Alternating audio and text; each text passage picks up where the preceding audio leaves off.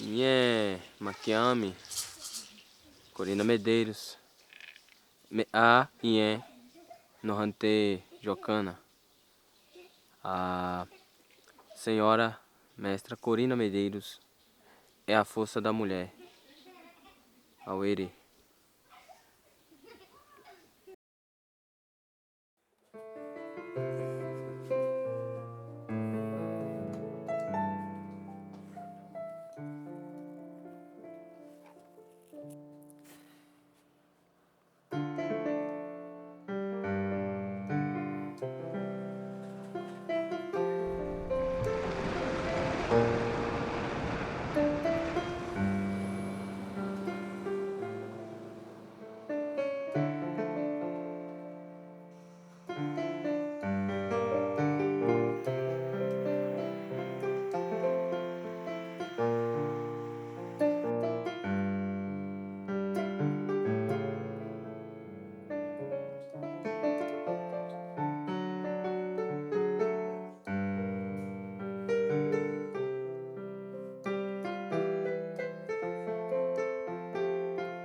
Bem, a Corina Medeiros, ela aparece no meio do trabalho, quando pesquisando com o apoio, a grande contribuição de Dona Zabelê e as crianças desse lugar, também da Jovita de Oliveira, mas particularmente com a Dona Zabelê, num dado momento da pesquisa, isso estava no mestrado, por volta aí de 2000, né, entre 2000 e 2004.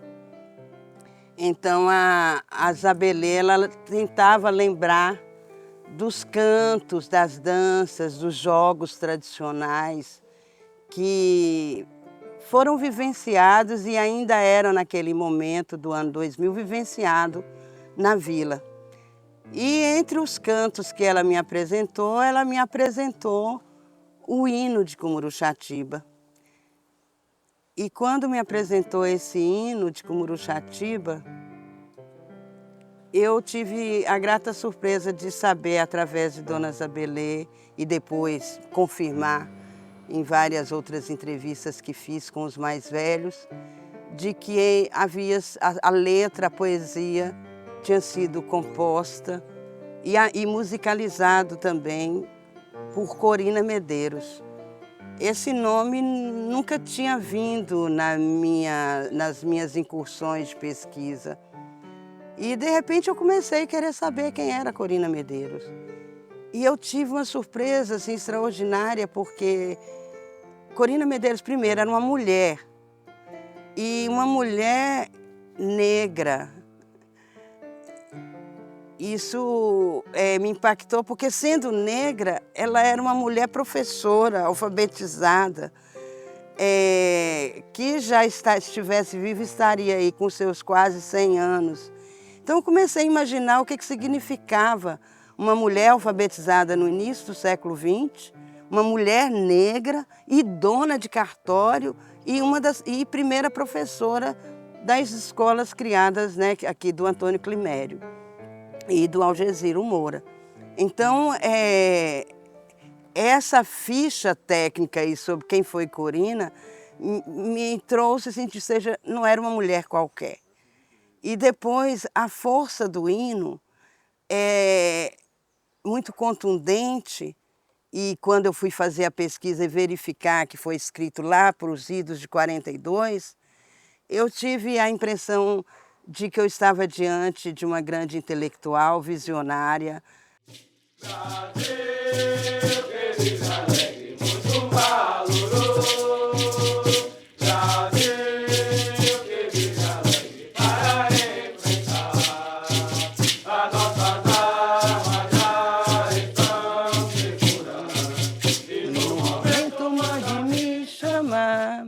Cumuruxatiba para ser feliz, porque nós somos donos dessa terra.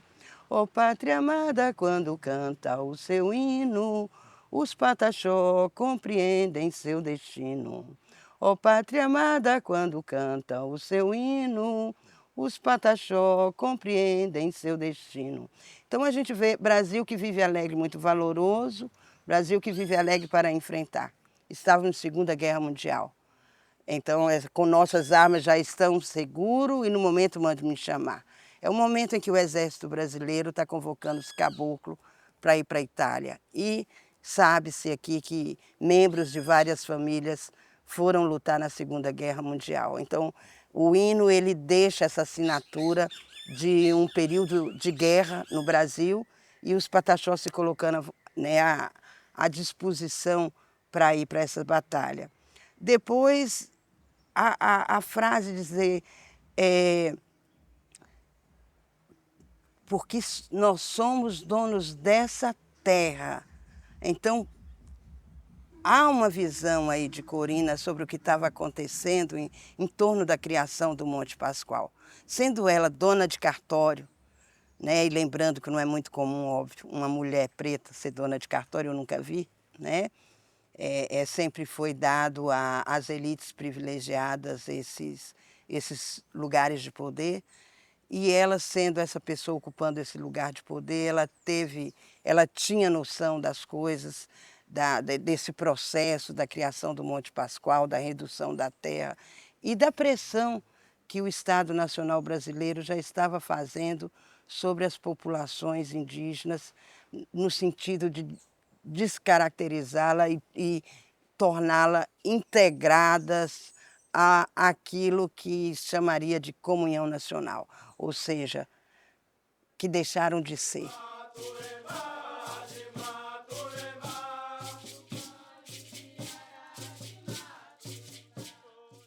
Ela foi, inclusive, entrevistada por um grupo do Exército que veio aqui em Cumuxatiba para pegar os dados do cartório, né? Porque o Exército tem essa obrigação eu acho que é de 10 em 10 anos, visitar os cartórios para saber como é que está hoje, talvez seja o IBGE, né? Saber como é que está a evolução ou não da população, né?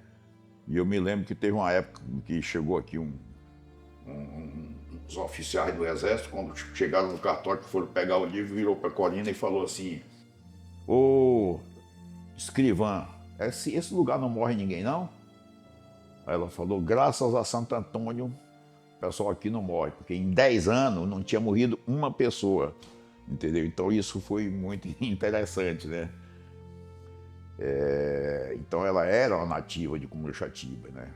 Uma pessoa que nasceu em Cumuxatiba, estudou pouco, porque quando se fala de professoras, né? Professoras e professores de Cumuxatiba da década de, vamos dizer, de 80 para trás, o que tem que se entender é que os professores eram atualmente hoje conhecidos como professores leigos. Por que professores leigos?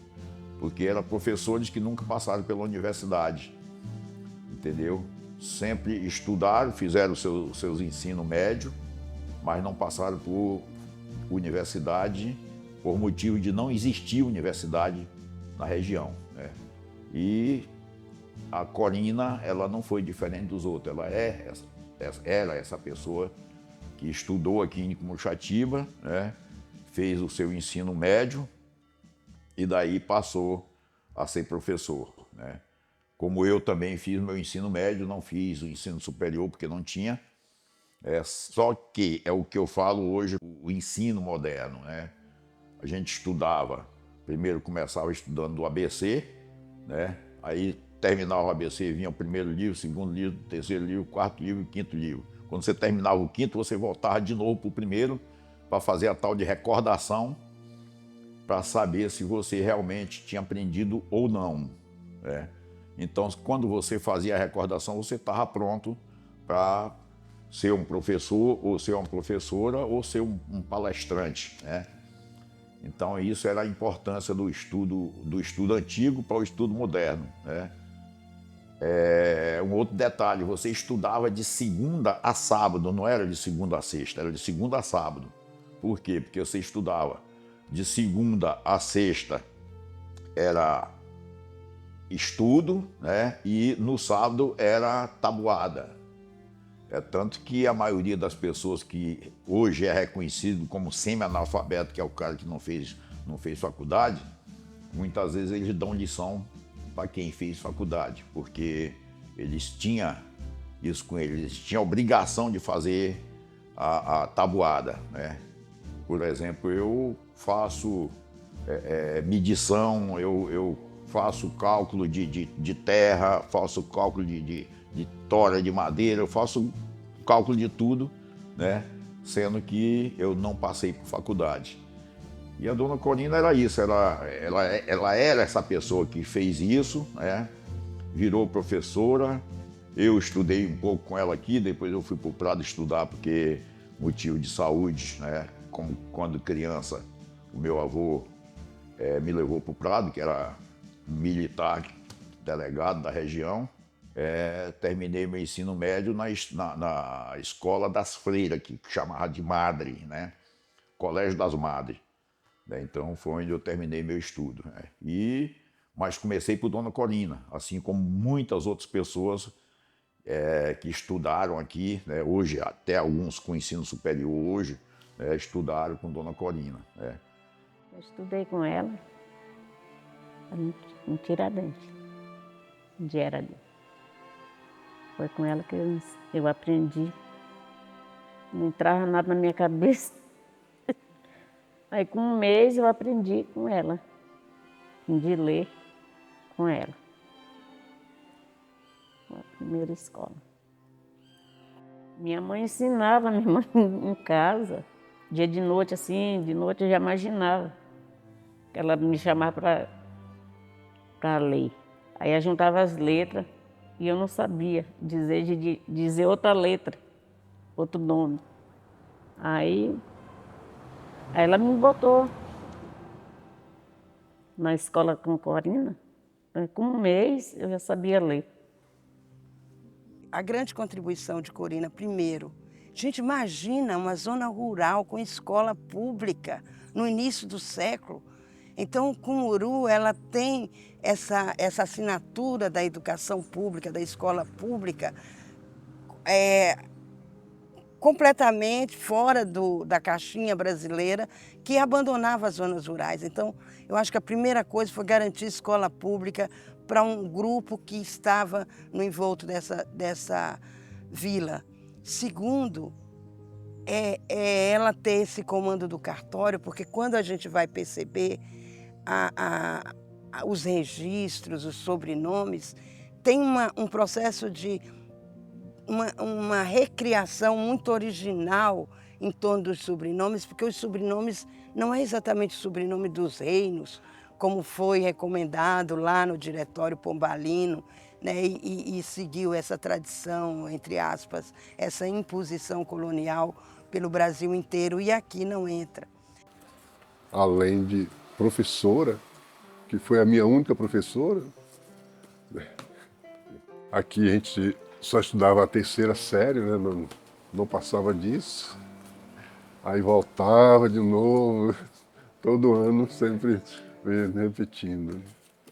Aí vinha o pessoal lá de Prado, que fazia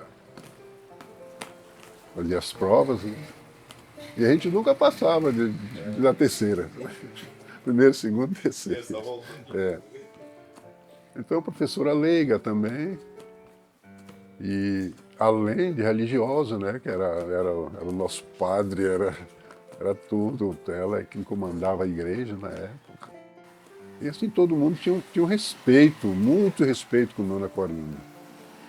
Era dos jovens aos mais velhos, né? Todo mundo tinha muito respeito com ela. Mas era uma pessoa, assim, muito atenciosa.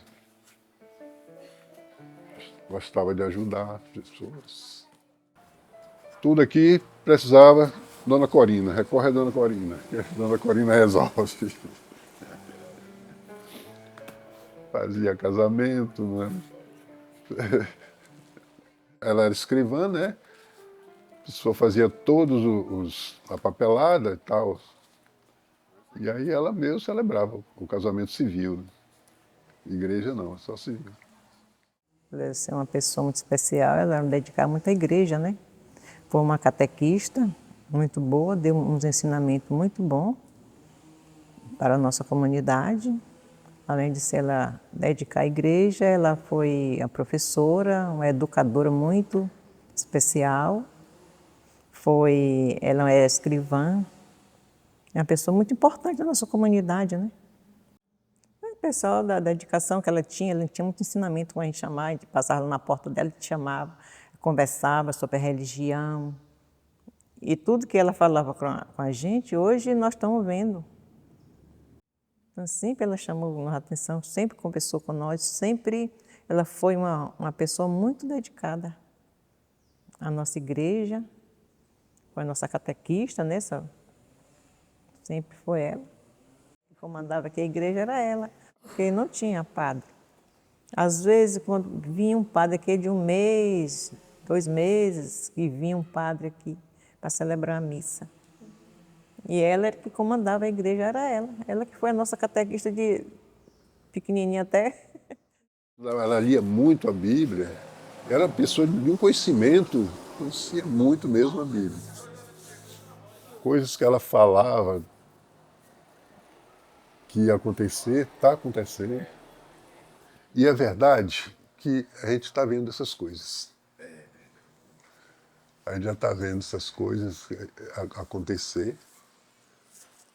E ainda falava assim, isso é o começo, não é o fim, não. É só o início de tudo. Então, ela é um profeta, né? São Sebastião, vem cá, vem ver, a nossa batalha temos que vencer. São Sebastião, vem cá, vem ver, a nossa batalha temos que vencer. E tem mais cântico, né, comadre? Canta aí outro cântico aí, pá. Não sei mais, minha irmã. Sabe?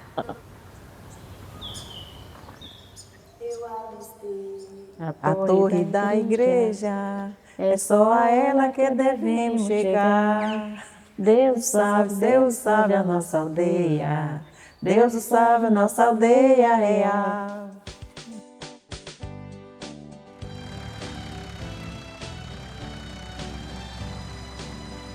A força dela veio da origem, né? Da origem dela, porque, como vocês sabem, o Brasil, em 1530, quando foi colonizado, vieram os africanos, e ela fazia parte dos africanos que veio para o Brasil, né? A família dela, claro. E chegando aqui no Brasil, ela, como diz, a família se juntou com os índios, né? Daí surgiu o negro índio, né? Que inclusive me perguntaram, os professores me perguntaram uma vez quem inventou a história do negro índio, né? E aí eu perguntei para os professores se eles tinham estudado a história da colonização do Brasil. Porque quem estudou a história da colonização do Brasil não faz uma pergunta dessa. Né? Porque o negro índio não foi inventado. Né? O negro índio foi feito essa mistura de índio com negro, com os africanos, através da colonização. A Dona Corina era várias outras pessoas, vamos dizer assim, era a mulher, como é que eu diria, polo valente, né? Ela também foi escrivã do cartório de registro civil de Cumurixatiba, Inclusive, meu primeiro casamento foi ela que fez. E além de professora, além de escrivã, ela era a coordenadora da Igreja Católica, né? Era ela que celebrava as missas, as orações, né? Quando não tinha padre, o padre só vinha aqui uma vez por ano, na festa de Santo Antônio, que é o padroeiro de Comuxatiba, né? Mas durante o ano inteiro era ela que celebrava as orações, as missas aqui na igreja. Então era uma pessoa de muita importância também no catolicismo também, entendeu? Então é uma pessoa que a gente tem que sempre lembrar, né? Porque ela tem o seu legado aqui em Comuxatiba, como eu falei em princípio, né? Como polo valente de Comuxatiba. É a pessoa que atuava em várias funções, né? Além de também ela ser uma animadora de festa, né? Quando tinha festa, ela estava lá dentro da festa, ela dançava, ela farreava, entendeu? Então é uma pessoa que ela estava em tudo quanto era lugar que a gente pudesse imaginar, né? É tanto que uma vez foi feito aqui um torneio de futebol, né? Ela tinha o time de coração dela de Comuxatiba, que era o Pica-Pau, né? Que eu acho que ainda existe até hoje, talvez, não sei. E a gente tinha um outro time aqui que era o Ipiranga, né? E disputamos um campeonato e acabou o Pica-Pau perdendo para o Ipiranga. E Dona Corina estava lá no campo de bola com cavaquinho, com violino, com tambor, com tudo para fazer a festa do Pica-Pau. Como o Pica-Pau perdeu, ela falou, é time de Comuxatiba, vamos festejar do mesmo jeito, que ganhou um time de Comuxatiba. Então, era uma pessoa muito, muito sensível, conversadora, entendeu? Contava piada. E é isso, essa era a pessoa de Corina Medeiros da Silva, né? Oh, voz, zone, oh, voz, zone, se transitem, pé fiam,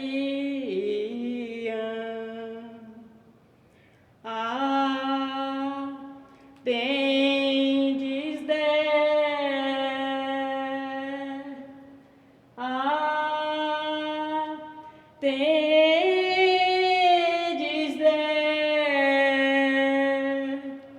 se és deteste, se és de dolores, se és de dolores, cico de dolores,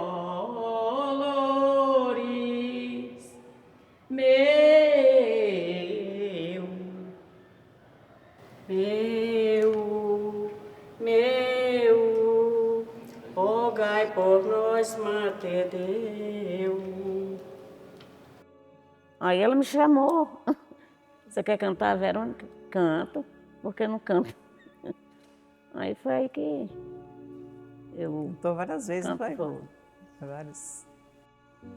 Até quando eu estava com um nenenzinho pequeno, eu vinha cantar. Tinha Verônica, tinha as BU. A BU é a que acompanha a Verônica. As mulheres Piedosas. piedosas. Piedosas. As mulheres piedosas. As mulheres, elas tinham, né, tinha as roupa branca com Um lenço assim, o um lenço, pano um assim. pano assim. Aí ficava tudo ali assim. A Verônica do lado, no meio e elas do lado. Vejo a Corina Medeiros como uma mulher visionária, que protegeu, que eu diria, mais do que celebrar uma memória, ela apontou para um futuro, porque é com base nos escritos, nas coisas que ela fazia, o cuidado com a festa da puxada do mastro São Sebastião, que é mais antiga ainda do que Corina. A gente contando essa tradição, a gente chegou para mais de 2,5 séculos. Paramos de contar porque não tinha mais como chegar nessa genealogia da festa, dos festeiros. Então a gente conseguiu perceber que ela foi uma grande guardiã, assim como com o Firmo de Oliveira, né, com Dona Buru que sucedeu, ela foi uma grande guardiã dessa festa, principalmente preparando a vila para o encontro que essa festa possibilita, que é o encontro dos praieiros com o pessoal que vem do interior das densas matas, que é o povo da aldeia, que é, na verdade, os Pataxó, né? Basicamente que viviam aldeados. Mas ela é essa grande anfitriã, promotora dessa festa, que acolhe todos os convidados e acolhe em grande estilo, ou seja, trajando, vestindo, celebrando a cultura dos tupiniquim, dos outros povos, Pataxó inclusive também, mas de várias etnias que compartilhavam esse litoral.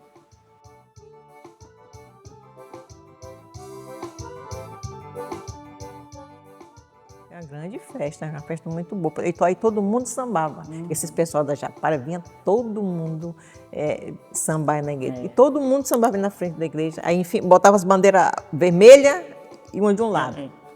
Quem fosse o festeiro do próximo ano, ia lá pegava a bandeira. Aí pegava a bandeira, ia para casa do festeiro, iam sambar lá na porta do festeiro. Agora que não tem uma bandeira, acabou tudo, ficou tudo diferente, né? Não... O festeiro é quem organiza a festa do próximo ano? Do próximo ano. Aí, agora que não é mais assim desse jeito, mas antes era. O pessoal sambava no pó da igreja, sambava até na subida do mastro, que ficava o mastro, botava o mastro, aí o pessoal pegava a bandeira, o festeiro pegava a bandeira e saía para casa, né? E aí sambava na porta do festeiro. Coisa muito boa. Não é como agora, era antes, terminava, né, a celebração, ficava duas pessoas com duas bandeiras, uma bandeira azul e uma vermelha, e com São Sebastião, né, do lado. A pessoa levava para São Sebastião, ia no meio com São Sebastião, a pessoa, uma com a bandeira vermelha e outra com a bandeira azul. Terminava a celebração, iam pegar o mastro lá na represa, como era, o pessoal com os tambores, vestido de índio, ia lá pegar o mastro e ia vir direto para a porta da igreja.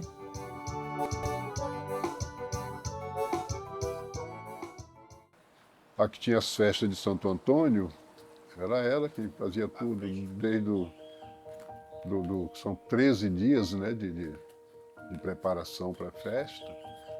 A gente chama aqui de trezenas. Era ela que fazia tudo. No dia da festa, aí sim vinha o padre. E a festa de Sebastião mesmo era totalmente diferente da de hoje, né?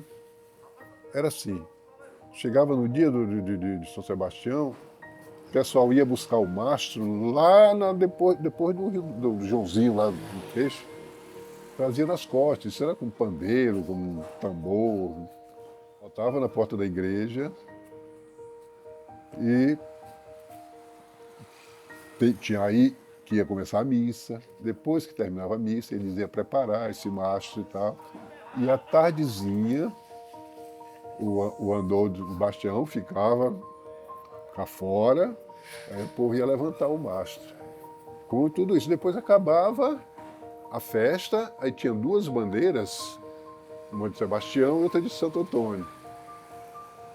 Aí o festeiro do ano que vinha, ficava lá em exposição lá. Aí o cara, quem queria ser o festeiro, ia lá, pegava a bandeira. Aí fazia essa festa na casa dele. Aí no ano que vinha, aí ele fazia a festa dele e já passava para outro. Aí depois, com o turismo, foi mudando e virou isso aí que hoje a igreja nem reconhece, né? Quer dizer, a igreja fazia parte dessa festa. Hoje a igreja não faz mais. A igreja só faz a missa às 10 horas e aí acabou a missa, fechou a igreja, acabou. Acabou a festa. Para a igreja, acabou. Aí vem a festa para o povo, né? Ela sabia muito bem que não há contradição nenhuma na celebração dos encantados, na celebração dos orixás e na celebração dos santos católicos. Ora, São Sebastião. Quem é São Sebastião? Um santo católico, viveu no século III, depois de Cristo, né? Então foi um guerreiro cristianizado. Mas o que representa São Sebastião? São Sebastião representa as forças guerreiras, ele é protetor da pecuária, da agronomia, ele é protetor também, né, dos animais, ele é protetor da saúde e é um santo guerreiro. Quando você vai olhar Oxóssi, quem é Oxóssi? Quem é Caboclo da Mata? É a mesma força, é a mesma energia. O Caboclo da Mata está celebrando as forças que vêm da mata, os animais, as plantas. É um guerreiro também, é um guardião da saúde. Assim também, Caboclo da Mata, estamos falando em línguas diferentes da mesma coisa, da mesma força. Corina, ela sabia, então isso não é sincretismo, isso é uma compreensão profunda de que o sagrado é um só e diferentes línguas nomeia conforme a força da sua linguagem. Então, pesquisando essa festa por quase 2 décadas, o que eu compreendi é que São Sebastião, Caboclo da Mata e Oxóssi é uma mesma força espiritual, é uma mesma energia. Na festa tem canto para os 3, inclusive um dos artigos que eu escrevi uma época e publiquei foi de como Oxóssi, São Sebastião e Caboclo da Mata vieram cantar e dançar na mesma festa. Porque, na verdade, no cordão de São Sebastião tem 3 cantos que homenageiam os 3. Então tem assim, São Sebastião, vem cá, vem ver, na nossa batalha temos que vencer. Aí depois, Caboclo da Mata, eu conheço você. Sou caboclo de Aruanda, sou caboclo aruandê. Oxóssi, quando eu saí da minha aldeia. Oxóssi, quando eu saí da minha aldeia. Amontado no meu cavalo, com a espada de um lado. Quando eu saía, minha mãe me abençoava. Então, esses 3 cantos estão nessa mesma festa celebrada em Cumuru. Uma festa maravilhosa. No dia que os nativos, que os caboclos, que o povo de fora deixar de celebrar essa festa, vai ser muito triste. Pode ser o fim dessa vila nos modos como conhecemos. Essa festa é a assinatura de Cumuru. É a assinatura de Corina, é a assinatura de Buru, é a assinatura de Isabelê, é a assinatura de Dona Bernarda, é a assinatura de todos os anciãos que se encantaram e que estão aqui hoje para homenagear a Corina.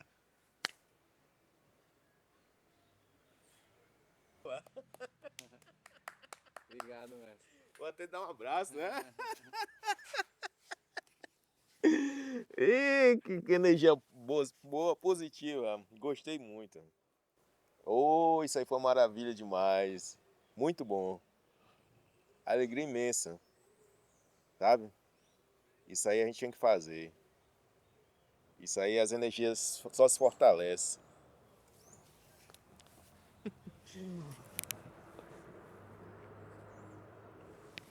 Isso aí, muito obrigado. Deus nos proteja, não dê muita força para lutar contra essas batalhas que estão por aí. E nós venceremos, né? Com fé. Com essa energia que nós carregamos aí, venceremos. Lutar sempre, desistir nunca. E vamos lutar até Deus garantir nossa vitória.